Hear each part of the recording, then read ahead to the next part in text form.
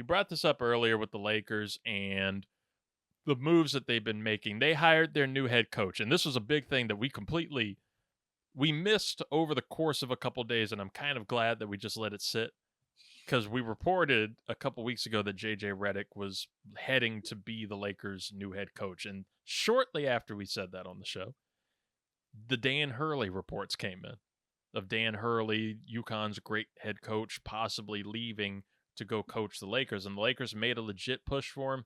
He denied him, didn't want to go. Oh, well, what are you going to do? So they wind up hiring JJ Redick. Redick has never coached in the NBA. He hasn't coached at all. He, former NBA, I was going to say great, former NBA really good player. Utility guy. You knew what you got from him. Yeah. He's going from the broadcast booth to Lakers head coach right now. And I feel like I'm in the minority on this a little bit. I mean, I am a minority, but I feel like I'm in the minority on this one, including against like Stephen A. Smith has been super anti this, even though JJ Redick was a coworker. But I actually think that Redick could be a good head coach. I think he's got the knowledge of the sport.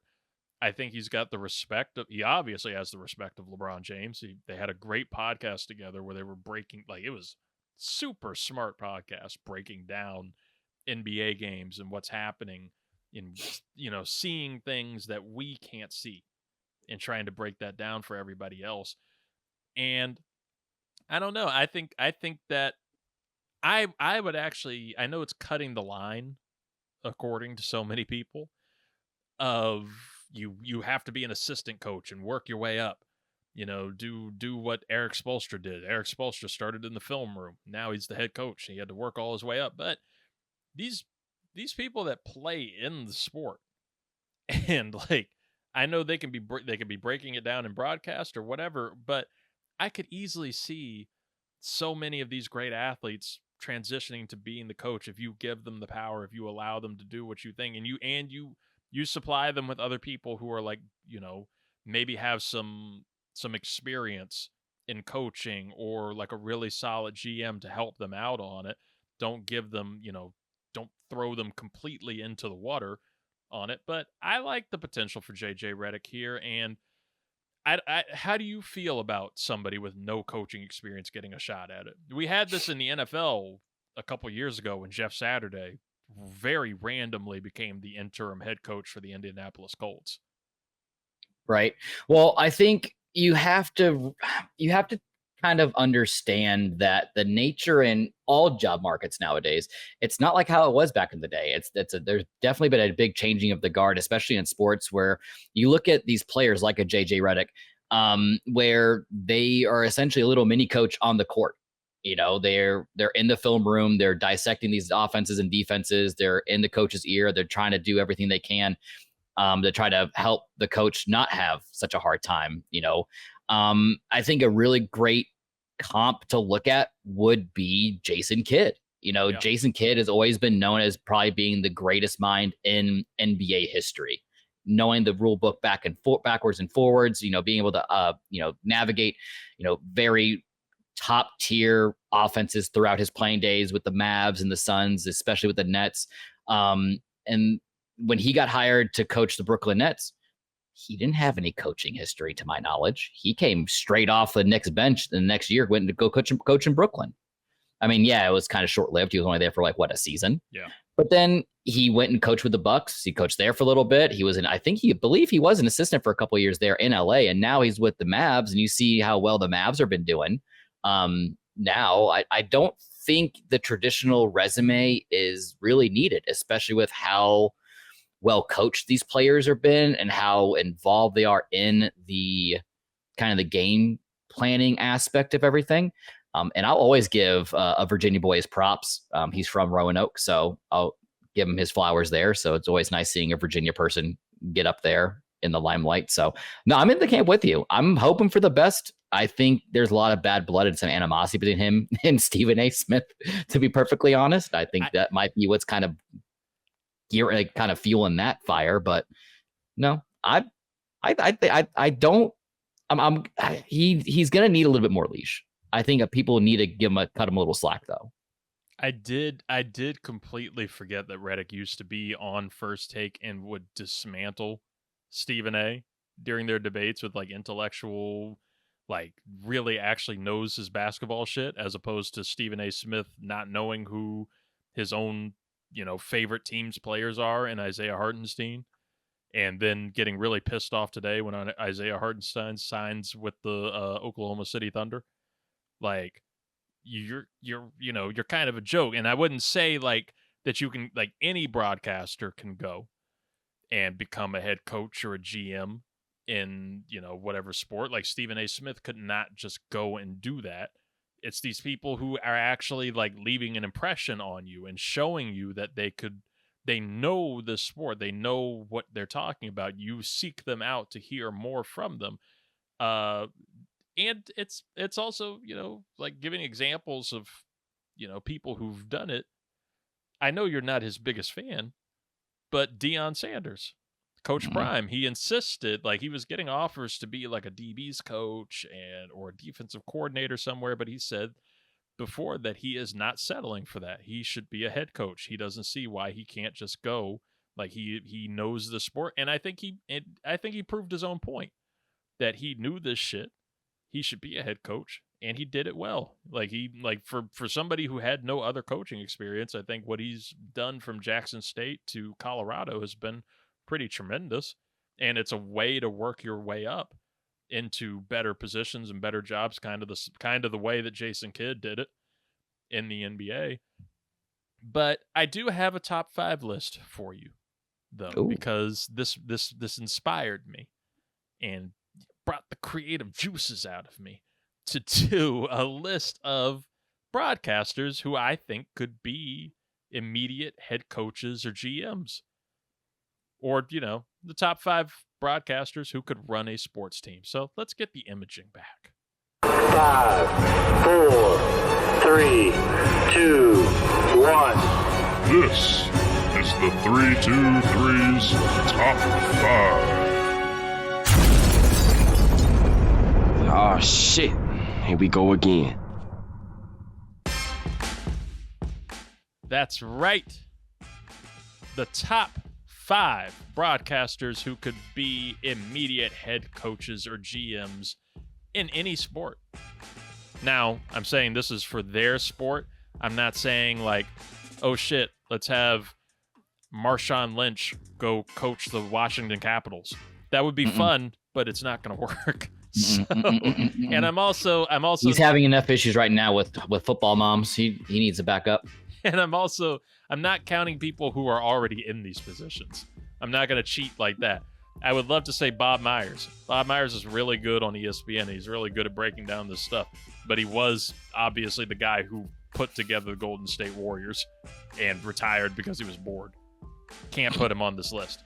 Now, on this list are mostly athletes, but there's going to be a nice surprise in there too, and I'll give arguments all the way. I'm going to start, though, here at number 5. My number 5, and maybe I'm a little biased because I think this is a little football heavy on this list. I wish that JJ Redick would have been one had he not been there. And I am taking credit for the Lakers hiring JJ Redick. I am saying I saw him as a head coach first. You don't think Kendrick Perkins could head coach? I don't think Kendrick Perkins can talk. I don't think Kendrick Perkins can be a head coach. Number 5, though, is a basketball mind and one of my favorites, who I think would be a great coach either in, the NBA, in college, or in the W. And that is one of my favorites of all time, Sue Bird. Ooh. I think Sue Bird is not only a masterful mind with the sport of basketball, but I think she also has the personality and the leadership and the command to be a great coach. And I could really see her not only doing well as a coach in the WNBA or for like a women's college basketball team, but I could see her having, like, she has that personality and that sense of like, give me my respect. I command respect. I command, not with an iron fist, but with respect as well, and a knowledge of the sport that I could see her doing it in the NBA. I personally, I don't see why a woman has not been a head coach in the NBA yet. I was seeing like talk of like the Wizards wanting Dawn Staley, which I would have been all for. Please bring Dawn Staley to DC. I thought you were going to say Doris Burke. I would take Doris Burke. I'd take Doris Burke over that dumbass that we had a few years ago who didn't know, he was panicking because he didn't know which way to flip the whiteboard that he had, which it didn't matter. But those are the kind of people that are getting jobs, and not people on this list like Sue Bird. I think Sue Bird would be awesome as a coach, for whatever league. Number 4, and from here on, it's all football. I apologize, but it's all football from here. Number 4, as somebody who I believe could be a great head coach, jumping right from the broadcast booth, is somebody who actually has gotten sent down the list of broadcasters, and that is Fox's Greg Olsen. Yep.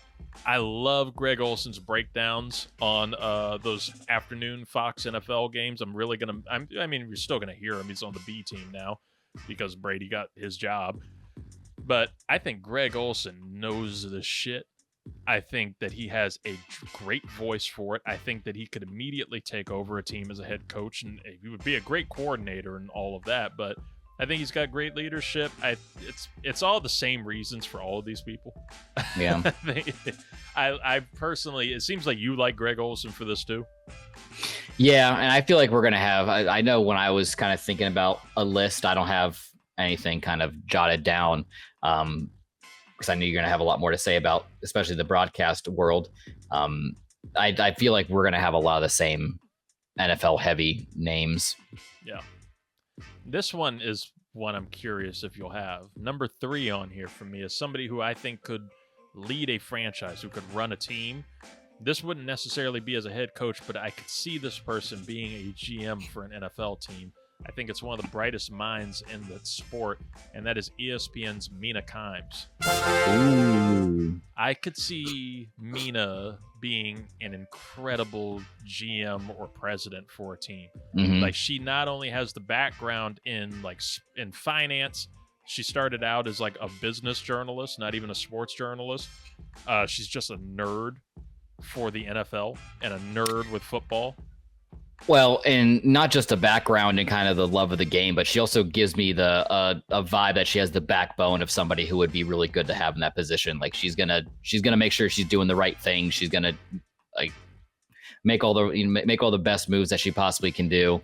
I didn't even think about Mina Kimes, but I would be fully supportive of Mina Kimes getting a GM or AGM or a president job.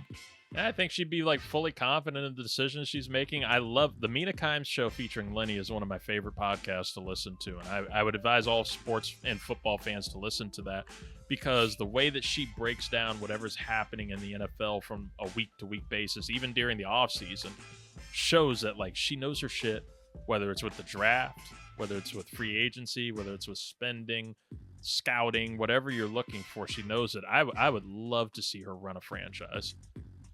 Number 2 is somebody that's been interviewed and been brought up. Actually, you know what? I've actually pushed him off the list. It was Louis Riddick. He's an OLI, though. Louis Riddick of ESPN has actually he's been interviewed for NFL GM jobs. But yeah. He was a scout with the Washington, at the time, Redskins. And I could see him running a team, but he doesn't make this list. This is my old list. He's an OLI right now. Yeah, he just gives me he just like oozes energy of a like an NFL GM. Like he just is a front office. He has that front office personality and kind of just demeanor to him. Oh yeah. But number two is somebody who I believe could either run a front office as a president or a GM, or could be a head coach. Dan Orlovsky. With experience. No, but I think he would be I would love to have him as like a quarterback's coach or an offensive coordinator. I think Dan Orlovsky is a lot better than those hot takes that he's been, bred to do. Like he started off doing a lot more great analytical shit. I hate the way sports media has turned. I truly do. I don't like. He is a great film breakdown guy, and he's just been turned into a hot take king over on ESPN. It's not Dan Orlovsky, but it is an ESPN player, and that is former defensive back Dominique Foxworth. Ooh, that wasn't the D-back that I thought you were going to go with. No, Foxworth, I think, has an incredible mind. He's super intelligent. He knows the sport back and forth. It's not like he was like a great defensive player. He wasn't a great player in the NFL, and that's kind of like a pushback with a lot of these coaching things. Usually great players don't make good head coaches. It's guys like, I'll say Jim Harbaugh, but he's probably even a little bit better than the example. It's like your third. Brady would never go coach. Right. It's your third string tight end is who would be like, it's fucking Cole Sprinkle will be a great head coach one day. And like, Dominique was a decent player, but he's somebody who has a leadership ability. He was president of the NFLPA for a long time. He knows contracts. He knows scouting. He knows all this stuff. So I could see him either being a GM or a president or working as like a player personnel guy. But I could also see him being a head coach because he has that respect with players too. He knows how to talk to people. He knows how to give and take with it, and he knows the X's and O's of all this stuff because he does great breakdowns a lot of times with Mina Kimes. So I could see, get Mina Kimes as the GM, Dominique Foxworth as your head coach. Boom, we got something. But he's not number one for me because number one I have thought would be this for a long time. I already thought this person would be running an NFL franchise, maybe a little too good to be a head coach, but definitely could be a GM, definitely could run a franchise to greatness, and that is ESPN and Omaha Productions' Peyton Manning. Ooh. I think the sheriff is exactly that. He's a commander, a leader. I would put him more as a president GM who would build a incredible franchise and foundation. As a head coach, he obviously could do it. He is, I think, one of the few people who's truly mastered that sport and knew exactly what he was doing out there on the field and knows what he's calling too. Because I love it. I love watching the Manning cast and watching him and Eli. Not when they have like Bill Burr on that they're just like trying to interview throughout. I like to see them actually break down stuff that they are seeing that we can't comprehend. And Peyton does that. I think the only problem with Peyton is something that Peyton has said before, that you can't coach because you can't quite understand why, I don't know, Rex Grossman is your quarterback and why he can't see what Peyton is seeing here. Why can't you do this? Why can't you play like this? Like I could do it. Why can't you do this? And I think that's the problem for a lot of, these GOATs and why they don't go into coaching, because they can't comprehend why this shitty quarterback is doing the things that they're doing. Like, just don't do that. Just do it like I would. It doesn't work like that, bro. Be a president. You go find those people. See the greatness. And I think Peyton could do that. That's my top 5.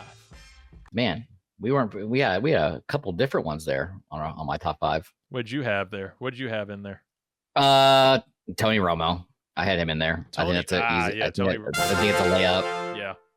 Tony Romo I had in there. Tony Charles Romo, Davis. I just have as lazy though now. Yeah. Charles Davis, I think, would do a decent job, but I think with him being up there in age, I think his best thing is just to stay in the booth. Just don't even come out. And then you see a lot of these like ex-players coming out, especially like they kind of get a stint going into broadcast. He hasn't officially broadcast anything yet, but he's going to be doing it. Jason Kelsey. I think Jason Kelsey could come in there. I think he'd be a very personal kind of coach. And then Steve Smith Sr. Really? I want to see Steve Smith coach. I want to see him be a wide receivers coach somewhere. Oh my God. Imagine him coaching Jerry Jeudy. Just God. Any of that shit happening. Like the player dares to just talk back once. Just imagine the Carolina Panthers just signing Greg Olsen to be the head coach and have Steve Smith be the fucking wide receivers coach. Oh, and then you get Luke Kuechly as like the defensive coordinator or linebackers coach. Oh my God. You'd have them creaming.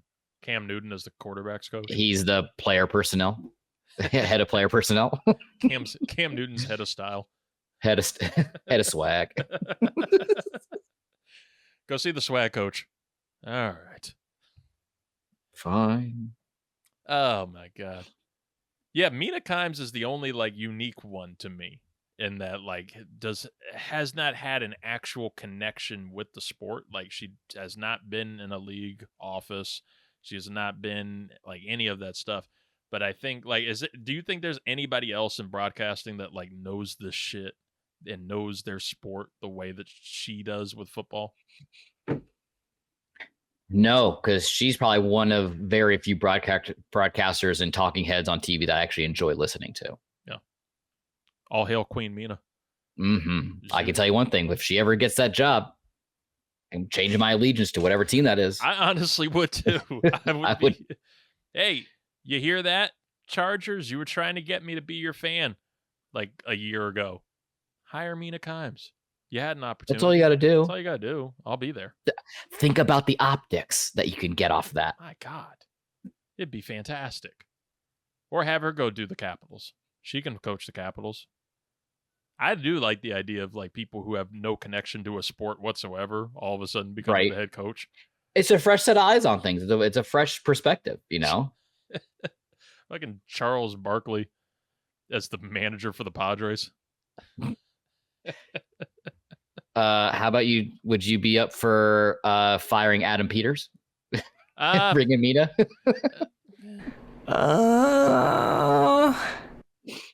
Well, we heard from Zuza, yes.